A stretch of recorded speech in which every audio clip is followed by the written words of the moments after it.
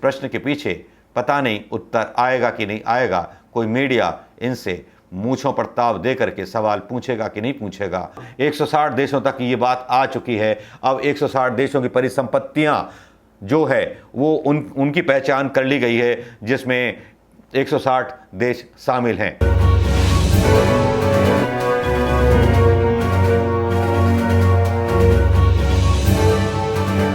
दोस्तों नमस्कार, मैं मनोज कुमार शर्मा एक बार फिर आपके बीच में। यूं तो भारत का डंका विदेशों में भी बजने लगा है। हर मामले में विदेशों में डंका बज रहा है, चाहे वो मॉब लिंचिंग का मामला हो, चाहे प्रेस की आज़ादी का मामला हो, चाहे उत्तर प्रदेश में हो रहे पंचायत चुनाव हो। हर जगह वाही वाही हो रही है, हर जगह नाम हो रहा है। ऐसे हम नए हिंदुस्तान के इतिहास को और फ्यूचर को लिख रहे हैं।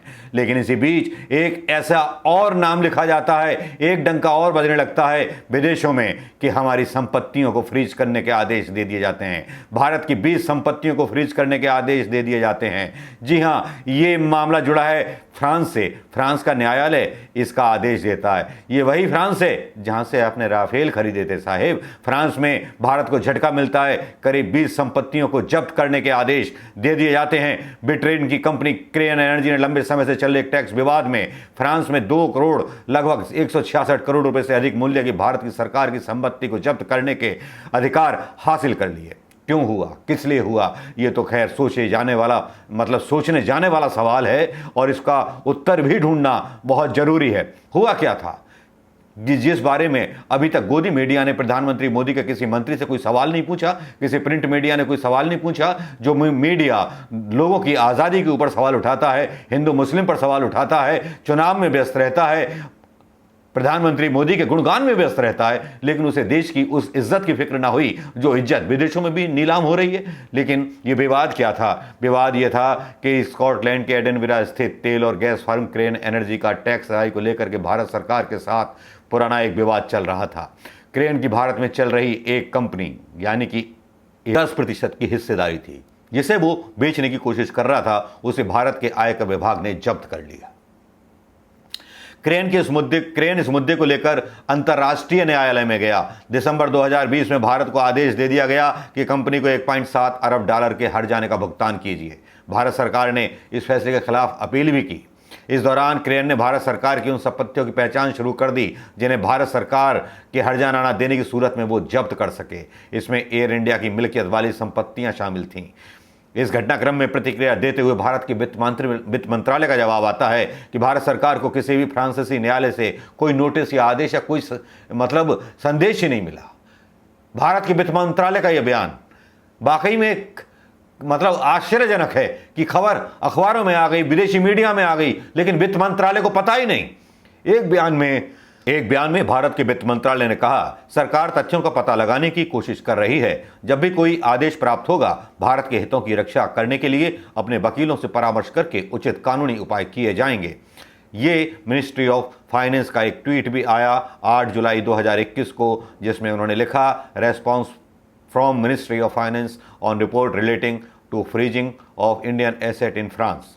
मंत्रालय ने यह भी कहा कि हेग की अंतर्राष्ट्रीय अदालत के कोर्ट ऑफ अपील में दिसंबर 2020 के जुर्माना भरने के फैसले को रद्द कराने के लिए सरकार पहले ही 22 मार्च 2021 को एक आवेदन दायर कर चुकी है। भारत सरकार हेग में इस रद्द कराने की कार्रवाई में अपना पक्ष दृढ़ता के साथ रखेगी। वित्त मंत्रालय ने साथ में यह भी कहा है कि क्रेन के सीईओ प्रतिनिधियों ने मामले को सुलझाने पर चर्चा के लिए भारत सरकार से संपर्क किया है। वित्त मंत्रालय ने कहा है कि रचनात्मक चर्चा हुई है और सरकार देश के कानूनी ढांचे के भीतर विवाद को सौहार्दपूर्ण समाधान के लिए तैयार है। वहीं क्रेन एनर्जी के जो प्रवक्ता है, उनका ठीक इसके उलट बयान आता है। वो कहते हैं कि हमारी प्राथमिकता इस मामले को बंद करने के लिए भारत सरकार के साथ एक सहमत सौहार्दपूर्ण समझौता करना है। उसके लिए हमने इस साल फरवरी से प्रस्तावों की एक विस्तृत सूची प्रस्तुत की है। हालांकि इस तरह के समझौते के अभाव में क्रेन एनर्जी को अपने अंतर्राष्ट्रीय शेयरधारकों के हितों की रक्षा के लिए सभी आवश्यक कानूनी कार्रवाई करनी होगी। आवश्यक कानूनी कार्रवाई दोस्तों, सीधे सीधे क्रेन एनर्जी ये कह रही है।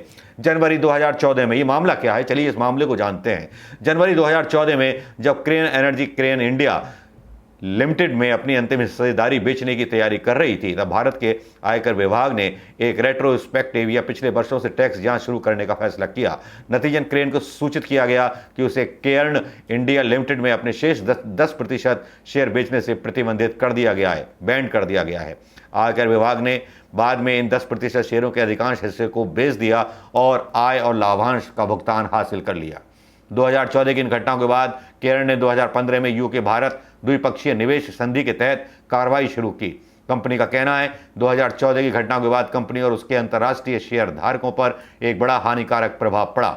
ऐसा माना गया कि इस विवाद के कारण क्रेन को न केवल अपनी संपत्ति बेचनी पड़ी, बल्कि बड़े निवेश स्थापित करने पड़े और अपने कर्मचारियों की संख्या में भारी कमी करनी पड़ी।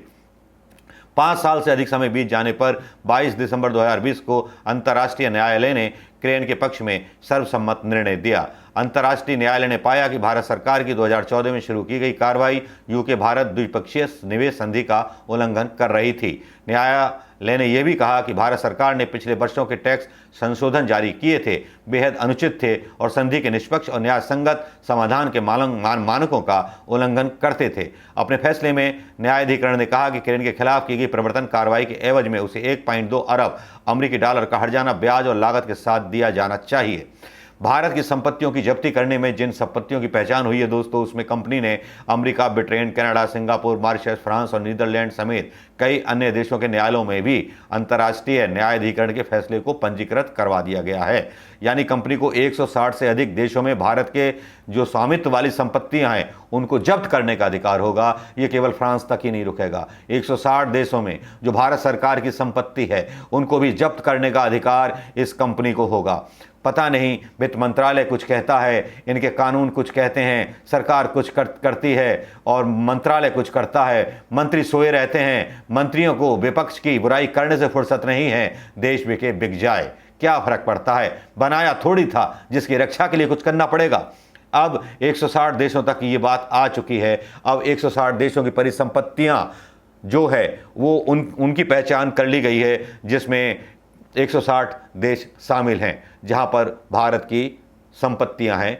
शुरुआत फ्रांस से हो रही है, पेरिस से हो रही है, जहां पर फ्लैट्स बने हुए हैं, बिल्डिंग बनी हुई है, इंफ्रास्ट्रक्चर बना हुआ है। अब सरकार पर सवाल उठता है कि सरकार की ये उदासीनता है या लापरवाही, या एयरलाइंस को बिकते हुए देखना चाहते हैं, या किसी और उद्योगपति मित्र को थोड़ा सा फायदा करवाना चाहते हैं। ये प्रश्न उठता है और इस प्रश्न के पीछे पता नहीं उत्तर आएगा कि नहीं आएगा। कोई मीडिया इनसे मूंछों पर ताव दे करके सवाल पूछेगा कि नहीं पूछेगा, ये अब सोचने वाली बात है दोस्तों कि इस पर सवाल कौन करेगा। जनता तो केवल देखती रहेगी, क्योंकि उसके टैक्सों से खरीदी गई बनाई गई संपत्ति को इसी तरह से औने पौने दामों में अपने दोस्तों को बेच दिया जाएगा। दोस्तों नमस्कार, जय हिंद।